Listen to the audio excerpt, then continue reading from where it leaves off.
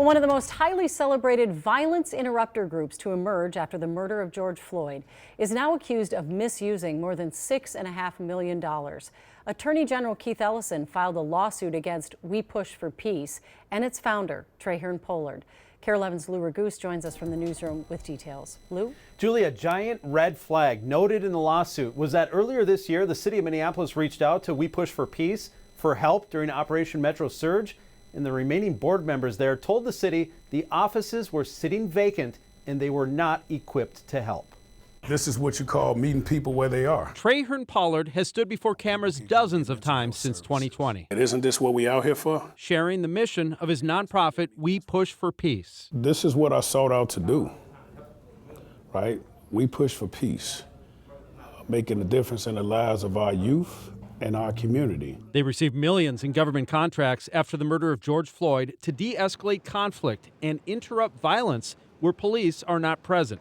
But now, in a lawsuit, Attorney General Keith Ellison accuses Pollard and former We Push for Peace board president Jacqueline McGuigan of siphoning more than $6.5 million for personal use and to subsidize Pollard's for-profit businesses, like the former Merwin Liquors location on Broadway Avenue. It's been nothing short of extraordinary. It used to be the site of drug deals and violence. Pollard received attention for buying it, saying he aimed to turn the neighborhood around.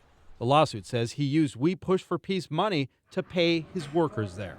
It also says McGuigan funneled money for Pollard's direct benefit, tens of thousands to pay his child support, for payments for friends and personal acquaintances, for paying his personal tax bill, and for purchases at Harley-Davidson and pool and spa stores, just to name a few examples. The lawsuit goes on to say Pollard and McGuigan tried to cover up the misconduct, and when the Attorney General started investigating and after We Push for Peace elected a new board and blocked the money from Pollard, that he started a competing for-profit business, leaving We Push for Peace no longer operational.